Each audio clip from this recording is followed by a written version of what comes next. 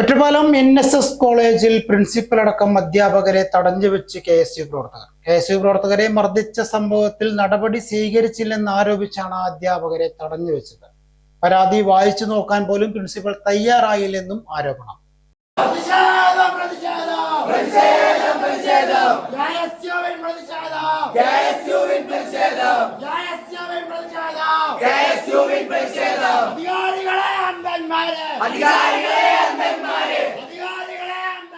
പ്രിൻസിപ്പലിന്റെ മുറിയിലാണ് അധ്യാപകരെ 3.5 മണിക്കൂറോളം നേരം തടഞ്ഞുവെച്ചത്. ഉച്ചയ്ക്ക് 12 മണി മുതൽ വൈകിട്ട് 4 മണി വരെയായിരുന്നു അധ്യാപകരെ തടഞ്ഞുവെച്ചത്.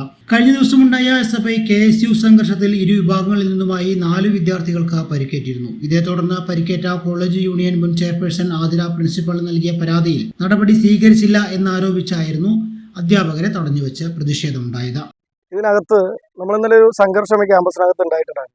അതിനകത്ത് KSUവിൻ്റെ മുൻ ചെയർപേഴ്സൺ ആയിട്ടുള്ള ആതിരയ്ക്ക് പരിക്ക് പറ്റിയിട്ടുണ്ടായിരുന്നു. ആ പരിക്ക് പറ്റിയപ്പോൾ ക്യാമ്പസിനകത്ത് നടന്നൊരു അക്രമത്തിൽ പരിക്ക് പറ്റിയപ്പോൾ ക്യാമ്പസിലെ പ്രിൻസിപ്പൾക്ക് നമ്മൾ റിട്ടേൺ കംപ്ലൈൻറ്റ് കൊടുത്തു.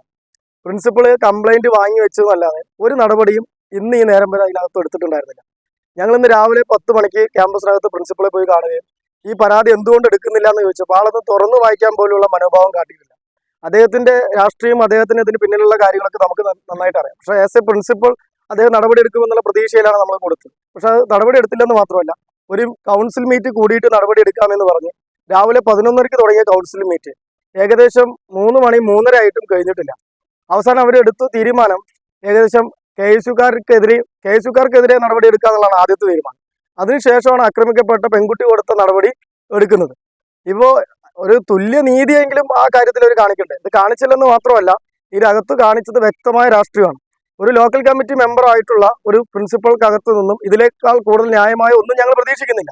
അത് ശരി തന്നെയാണ്. പക്ഷേ എങ്കിൽ കൂടെ ഒരു പെൺകുട്ടി ഈ ക്യാമ്പസിനകത്ത് ആക്രമിക്കപ്പെട്ട ആ പെൺകുട്ടി ക്യാമ്പസിലെ പ്രിൻസിപ്പൾക്ക് ഒരു പരാതി കൊടുത്താൽ ഇത്രയും നടപടി ഉണ്ടാകൂ എന്ന് ക്യാമ്പസിനെ മൊത്തത്തിൽ പറഞ്ഞു കൊടുക്കുകയാണെന്നത് പ്രിൻസിപ്പൾ ചെയ്ത് ആ നടപടി ഒരിക്കലും അംഗീകരിക്കില്ല എന്ന് തന്നെയാണ് KSUവിന്റെ നിലപാട്. അത് തന്നെയാണ് ഞങ്ങൾ ഇന്ന് ആവർത്തിച്ച് പറഞ്ഞത്. പരാതി തുറന്നു വായിക്കാൻ പോലും പ്രിൻസിപ്പൽ തയ്യാറായില്ലെന്നും KSU നേതാക്കൾ ആരോപിച്ചു. ഇതേ തുടർന്ന് KSU പ്രവർത്തകർ സ്റ്റാഫ് കൗൺസിൽ യോഗത്തിനായി കയറിയ പ്രിൻസിപ്പൽ ഉൾപ്പെടെ അധ്യാപകരെ 3.5 മണിക്കൂറോളം തടഞ്ഞു വെക്കുകയായിരുന്നു. ഇന്നലെ കോളേജിൽ ഒരു സംഘർഷം ഉണ്ടായി. അതുമായിട്ട് ബന്ധപ്പെട്ട് 2-3 പരാതികൾ കിട്ടിയിരുന്നു. അപ്പോൾ പരാതികൾ നടപടിയെടുക്കണമെന്ന് പറഞ്ഞ് ഇന്ന് രാവിലെ ഒരു വിഭാഗം വിദ്യാർത്ഥികൾ ആവശ്യപ്പെട്ടു. അതിനെ തുടർന്ന് കൗൺസിൽ വിളിച്ചു. ആ കൗൺസിൽ വിളിച്ച് ഞങ്ങൾ തീരുമാനം ഏകദേശം അറിയിച്ചു. 12 മണിയോടെ അറിയിച്ചു. അപ്പോൾ അതിലവർ തൃപ്തരല്ല എന്ന് പറഞ്ഞ് ഞങ്ങളെ അവിടെ അടച്ചിടുകയായിരുന്നു ഉണ്ടായത്. പിന്നെ അവസാനം ഇപ്പോൾ 4 മണിയായതോടെ പോലീസ് വന്ന് പോലീസിൻ്റെ സഹായത്തോടാണ് ഞങ്ങൾക്ക് പുറത്തിറങ്ങാൻ സാധിച്ചത്.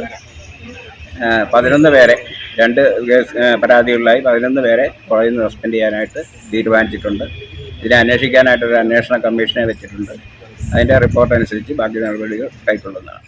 പ്രതിഷേധം കടുത്തതോടെ ഒറ്റപ്പാലം പോലീസ് സ്ഥലത്തെത്തി. തുടർന്നാണ് തടഞ്ഞുവെച്ച അധ്യാപകരെ പുറത്തിറക്കിയത്. കോളേജ് അധികൃതർ ഇരുവിഭാഗങ്ങളിൽ നിന്നായി ലഭിച്ച പരാതിയുടെ അടിസ്ഥാനത്തിൽ 4 KSU പ്രവർത്തകരെയും 7 SFI പ്രവർത്തകരെയും സസ്പെൻഡ് ചെയ്തതായി അറിയിച്ചു.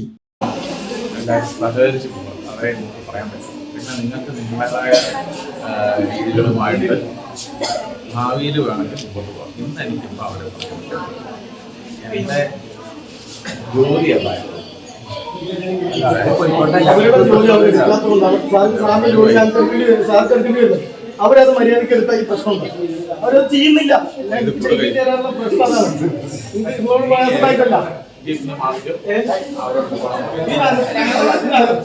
ഈ നടപടി ഈ തീരുമാനം